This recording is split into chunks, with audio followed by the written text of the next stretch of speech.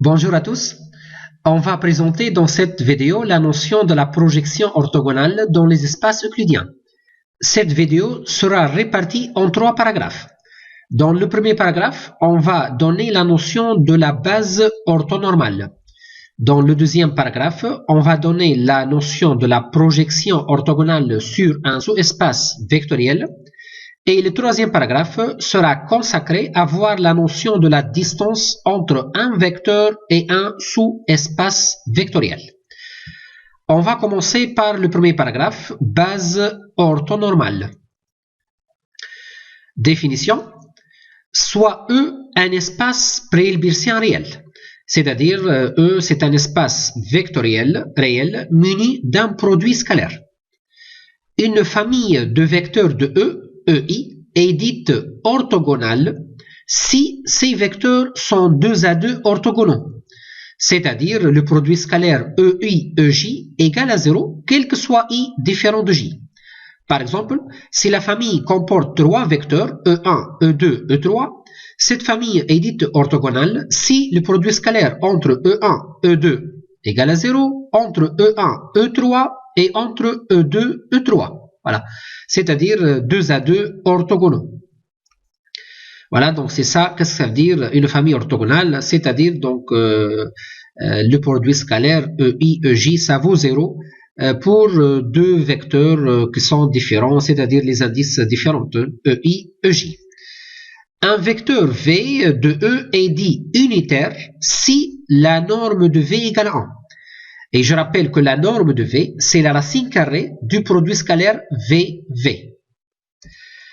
Une famille de vecteurs de E maintenant est dite orthonormale, ou bien on dit orthonormée, si elle est à la fois orthogonale et ses vecteurs sont unitaires. C'est-à-dire, on doit avoir le produit scalaire EI, EJ d'une part égal à 0 pour avoir une famille orthogonale si I différent de J, et d'autre part égale 1 si I égale à J. Parce que pour I égale à J, on va avoir le produit scalaire EI, EI, qui est égal à la norme de EI au carré, qui doit être égal à 1, puisque les vecteurs sont unitaires. C'est-à-dire le produit scalaire EI, EJ égale delta IJ, 1 si I égale à J et 0 sinon, et ça s'appelle le symbole de Kronecker. Donc le symbole de Kronecker, c'est un nombre réel qui vaut 1 si I égale à J et qui vaut 0 si I différent de J. Et une base, en fait, orthonormale, c'est une famille orthonormale qui est libre, en fait. Donc on montre tout d'abord que c'est une base. Ensuite, on montre qu'elle est orthonormale et donc elle sera nommée une base orthonormale. Exemple, on va travailler dans E égale R au cube et on va considérer le produit scalaire usuel ou bien on dit le produit scalaire canonique. Donc le produit scalaire xy égale la somme i allant de 1 jusqu'à 3 de xi fois yi. Je rappelle que x et y sont deux vecteurs de E, c'est-à-dire ils sont deux triplets. La famille, par exemple, 1, 0, 0, 0, 1, 0 et 0, 0, 1. Et donc ça, vous connaissez que ça s'appelle la base canonique. Donc cette famille est une base orthonormale, en abréviation BON, de E. Déjà, on connaît que cette famille, c'est une base, appelée la base canonique de R au cube. On va juste maintenant vérifier que cette base, elle est orthonormale. Voilà, en effet, donc si on va calculer le produit scalaire entre 1, 0, 0 et 0, 1, 0, on va trouver 0. Voilà, ça c'est en utilisant la formule, donc c'est la somme de xi fois yi. Voilà, donc vous voyez bien que le produit scalaire entre le premier vecteur et le deuxième vecteur de cette famille vaut 0. C'est-à-dire, ces deux vecteurs sont orthogonaux. De même, le produit scalaire entre le premier et le troisième, ça vaut aussi 0. Déjà, le 1, il a changé de position, et donc, en multipliant le premier 1 fois 0, donc on va avoir 0, 0 fois 0 et 0 fois 1. Voilà. Et pour le troisième produit scalaire, on va faire donc le produit scalaire entre le deuxième vecteur et le troisième vecteur, et ceci va donner clairement 0. Dans ce cas-là, on dit que la famille est orthogonale, parce que les vecteurs sont 2 à 2 orthogonaux.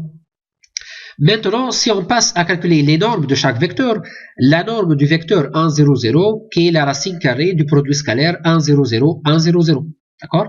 Et ça, c'est en fait, c'est la racine de 1, qui est égale à 1. De même, pour le vecteur 0, 1, 0, sa norme égale à 1.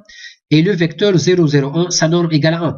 Et dans ce cas-là, on dit que les vecteurs 1, 0, 0, 0, 1, 0 et 0, 0, 1 sont des vecteurs unitaires. Et de plus, déjà, cette famille, elle est orthogonale. Et donc, c'est une famille orthonormale. Et puisque c'est déjà une base, on connaît que c'est une base, donc elle sera nommée une base orthonormale de R au cube, ou bien on dit une base orthonormée de R au cube. On passe maintenant au deuxième paragraphe, la projection orthogonale sur un sous-espace vectoriel. On commence tout d'abord par donner la définition. Soit E un espace euclidien et F un sous-espace vectoriel de E. Donc je rappelle, un espace euclidien, c'est un espace pré-hilbersien, mais de dimension finie. Donc ici, E, elle est considérée de dimension finie. Alors, on a cette propriété-là, donc s'il s'agit bien d'un espace euclidien, donc nous sommes dans le cas, on a déjà un espace euclidien. Donc si on travaille dans un espace euclidien, on a toujours cette propriété-là, c'est-à-dire F et F orthogonales, ils sont supplémentaires et orthogonaux. F et F orthogonales. On appelle projection orthogonale sur F et parallèlement à F orthogonale, l'application, je vais noter PF, de E vers E, qui a X, qui est égal à plus B, associé A. Donc ici, lorsque je dis X égale A plus B, avec X appartient E, c'est-à-dire le A, il appartient à F, et le B appartient à F orthogonal. Donc qu'est-ce que fait cette application-là? Elle va faire sortir le A. C'est-à-dire, si je vais entrer A plus B, comme antécédent, elle va faire sortir le A, c'est-à-dire l'élément qui est dans F. Voilà. Donc c'est pourquoi elle s'appelle la projection orthogonale sur F. Par exemple, si on parle de la projection orthogonale sur F orthogonale, donc ça sera la projection PF orthogonale qui a X égale A plus B associé B. On passe à donner quelques remarques. La première remarque, c'est que le PF du X appartient à F, quel que soit X appartient à E. Donc ça c'est très clair, parce qu'en fait, le PF du X, ça va donner A. Donc si X égale A plus B, le PF du X, ça va être le A, et le A déjà, il appartient à F. Donc toujours la projection d'un vecteur sur F appartient à F. La deuxième remarque, X moins PF du X appartient à F orthogonal, et ceci, quel que soit X, appartient à E. Parce qu'en effet, si on note X égale A plus B, le PF du X, ça sera A. Et donc, X moins PF du X, ça va donner le B. Mais l'élément B, ou bien le vecteur B, appartient à F orthogonal. La troisième remarque, si on prend B une base orthonormale de F, donc soit B une famille formée par E1, E2, EP qui est une base orthonormale de F. C'est-à-dire, on va considérer si F elle est de dimension P. Alors, quel que soit X appartient à E, la projection de X sur F, le PF du X, il va être la somme, et allant de 1 jusqu'à P, de XEI fois EI, c'est-à-dire le produit scalaire XEI fois EI. Déjà, on va montrer ça. En effet, on a le produit scalaire X moins PF du X EJ égale à 0, quel que soit J appartient à 1, 2 jusqu'à P. Parce que n'oubliez pas que X moins PF du X appartient à F orthogonal, ça c'est d'après la remarque 2, et les vecteurs EJ appartiennent à F, quel que soit J allant de 1 jusqu'à P. Parce que déjà, le EJ, c'est un élément de la base orthonormale de F. Et puisque on a ici un produit scalaire entre un élément de F orthogonal et un élément de F, ce produit scalaire, ça va donner 0. Donc, on a X moins PF du X EJ égale à 0, quel que soit J. Et donc, ceci, ça va donner X moins la somme et allant de 1 jusqu'à P de alpha I EI EJ égale à 0. Donc ça, c'est juste, on a remplacé PF du X par sa valeur. Parce que, donc, je vais expliquer ça. Déjà, n'oubliez pas que le PF du X appartient à F. Donc ça, c'est d'après la remarque 1. Et d'autre part, on a B, une base orthonormale de F. Et donc, ceci va donner que l'élément PF de x, il va s'écrire sous la forme de combinaison linéaire de ces vecteurs EJ, ou bien EI. C'est-à-dire, le PF de x, ça va être la somme i allant de 1 jusqu'à p des alpha i EI. Voilà. Donc, c'est ça qu'est-ce qu'on a fait en fait. Juste, on a remplacé PF de x par la somme i allant de 1 jusqu'à p de alpha i EI. Donc, on va avoir l'égalité suivante en fait. Donc, comment on a obtenu ça? Juste, on va développer, donc, en connaissant le fait que le produit scalaire, il est linéaire à gauche et linéaire à droite. Donc, le premier terme, ça va être XEJ, comme ça, moins. Et le deuxième terme, donc, si on va faire la somme alpha I, EI, EJ, et la somme I allant de 1 jusqu'à P des alpha I, elle va sortir, donc la somme, et ça va rester EI, EJ. Donc ça, c'est en utilisant la linéarité du produit scalaire à gauche. Ou bien, on dit, le produit scalaire, il est linéaire par rapport à la première composante. Or, le produit scalaire EI, EJ, ça vaut 1 si I égale à J et 0 si I différent de J. Donc, je rappelle ça, c'est parce que la famille considérée, la famille E1, E2, EP, c'est une base orthonormale. Et donc, le produit scalaire, ça va être le symbole de Kronecker qu'on a noté delta IJ, qui est égal à 1 si I égale à J et 0 sinon. Donc, on va s'intéresser au cas lorsque I égale à J, parce que dans l'autre cas, on va avoir 0 déjà. Donc, si I égale à J, qu'est-ce qu'on va avoir? Le produit scalaire, ça va être 1, et cette somme-là, ça va être alpha J. Parce qu'on n'a pas une somme en fait pour I égale à J. On va avoir un seul terme qui est alpha J, c'est-à-dire en remplaçant I par J. Et donc, qu'est-ce qu'on a trouvé ici? On a trouvé que le produit scalaire XEJ moins alpha J égale à 0. Voilà. Donc, on va avoir, c'est-à-dire le produit scalaire XEJ égale alpha J. Et ceci, quel que soit J allant de 1 jusqu'à P, ou bien, on dit que alpha I, c'est égal le produit scalaire XEI.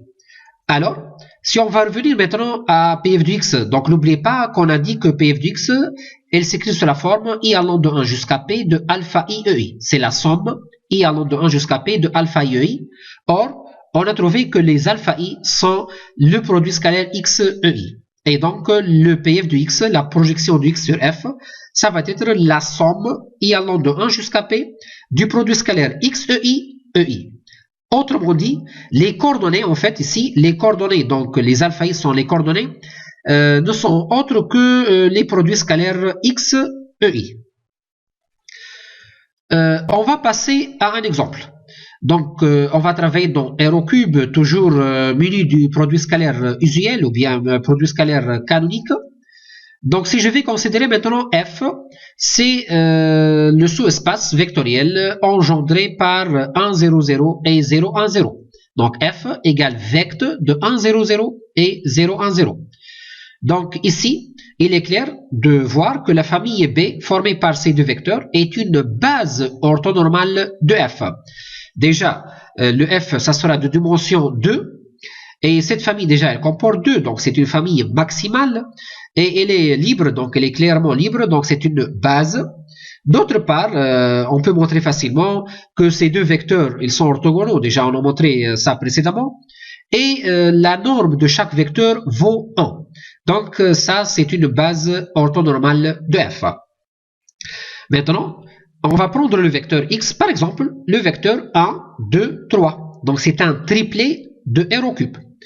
Et on veut calculer le PF de x. Donc, n'oubliez pas la formule qu'on a vue précédemment. Le PF de x, la projection de x sur f, c'est la somme I allant de 1 jusqu'à 2, dans ce cas-là, parce qu'on a deux vecteurs dans la base, de XEI, EI.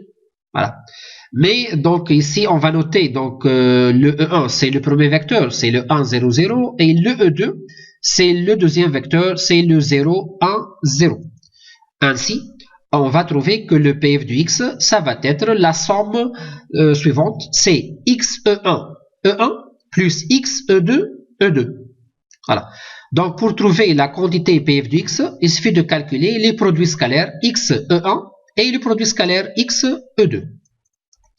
Or, le produit scalaire XE1 est égal à quoi? Donc, on va remplacer x par sa valeur. X, c'est le vecteur 1, 2, 3. Et le vecteur E1, c'est le vecteur 1, 0, 0. Et ce produit scalaire, ça va donner 1.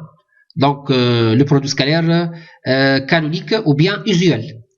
De même, le produit scalaire XE2, ça va être le produit scalaire 1, 2, 3 avec 0, 1, 0 égale 2. Alors, le PF du X, ça sera E1 plus 2E2, c'est-à-dire le vecteur 1, 0, 0 plus 0, 2, 0, c'est-à-dire 1, 2, 0.